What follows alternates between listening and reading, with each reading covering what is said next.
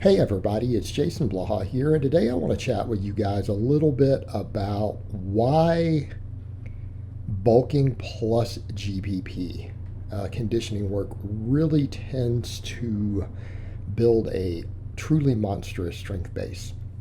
And when we say this, and I talk about bulking up, and in this case, I do mean going up a little bit fatter at a higher body weight. And I'm not talking about optimal health when we say this, because obviously going up to, over 20% body fat is not what we should be doing for optimal health or fitness.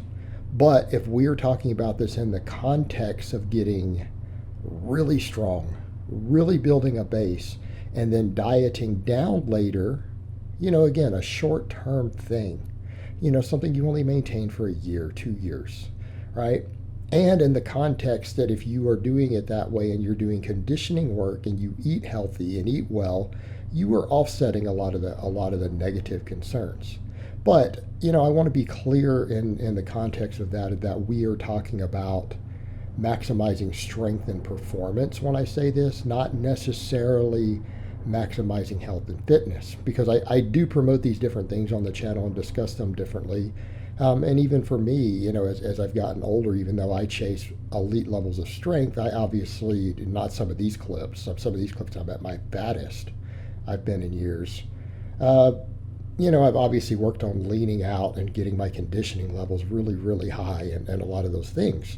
But what people need to understand is that a few things happen. It's something I've always explained is that bulking up changes your set points. And so if your goal is to get really as much muscle mass as you possibly can, you're going to have to gain some body fat. And you're going to have to be willing to get fatter than you might be comfortable with for the long-term results of gaining muscle, gaining strength, things like that, right? Because it changes set points. If you overeat, it has a large anabolic response.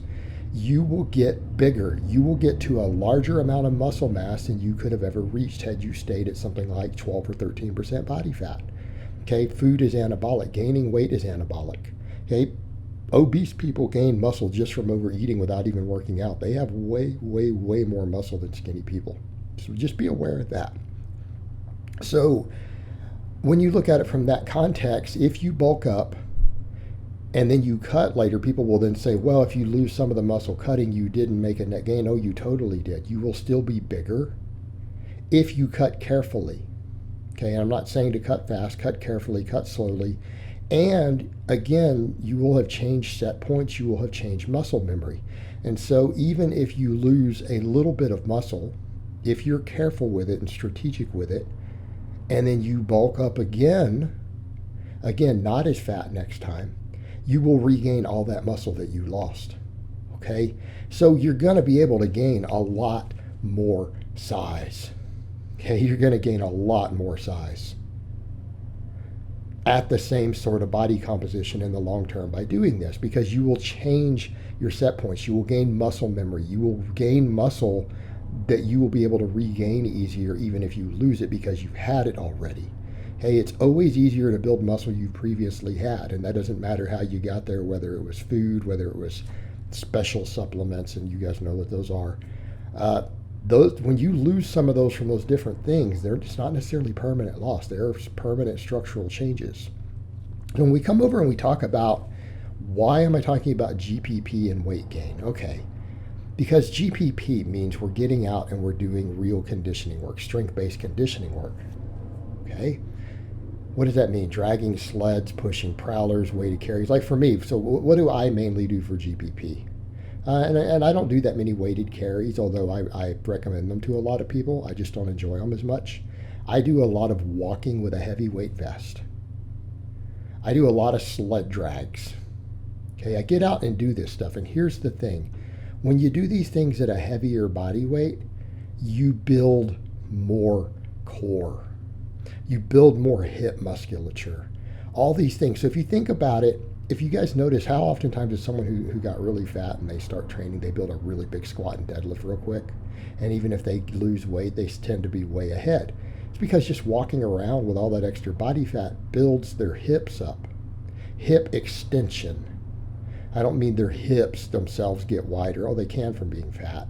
But we're talking things like adductors, abductors, glutes, spinal erectors, abdominals. Okay, all these muscles hypertrophy from carrying that extra weight around. And if you're out doing strength-based conditioning work and you're carrying extra body weight and you're bulking, these muscles tend to grow much, much quicker. You know, if you're doing weighted carries, if you're doing rucking a backpack, walking with a weight vest, dragging a sled, all this stuff, you hypertrophy these muscles very effectively at a higher body weight when you're bulking. Okay, this is hypertrophy that you're going to keep.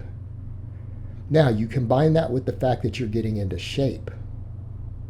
Okay, you're getting into shape by doing this, because if you are maintaining a large amount of general physical preparedness while you're bulking, your work capacity goes up and up and up, and your conditioning goes up and up and up. Okay, there's a reason some of the best athletes in the NFL are not necessarily ripped yet. They are just in amazing shape, even if they're a little fluffy looking. Some of these guys are just phenomenally conditioned athletes. They can run faster, jump higher. They have good endurance in spite of that. Okay, they're in good shape. And if we're doing all this GPP while we're bulking, we are getting into good shape. We're building all that support musculature to get stronger. But then here's the thing. You've now built this big work capacity base. You've now increased your need for calories across the board. So when a person does that, and then they decide to trim down the fat later, what's going to happen? It's going to be so much easier. Why? Because their energy turnover is higher, their work capacity is higher, they're in better shape. It's going to be easier to burn through calories. And because they've built all this muscle and work capacity in these areas, they're able to keep it easier. Okay? They're able to keep it easier. So what I'm suggesting to a lot of you out there, if you really, really want to get strong and you want to get jacked, incorporating large amounts of GPP during a bulk is really valuable in doing this. Okay, it is extremely valuable. Do not be afraid of it. Like, being afraid of conditioning work when you're bulking because you're scared of the gains is counterproductive, because you're going to build so much more of the support musculature that's going to make you strong. I mean, again, your core, your hips, hip extensors, all this stuff. Hey, you're going to get into better shape. You're going to have better work capacity. You're going to be able to even handle more hypertrophy work. It is extremely valuable. And don't be afraid of, oh, well, I have to eat more. We'll just eat more. It's not that hard to eat more food. Very, very few guys suffer from that, and it's only because they're making bad food choices. All right, guys, but that's really all I have to say on that today. I hope it's been informative, and I will talk to you guys next time.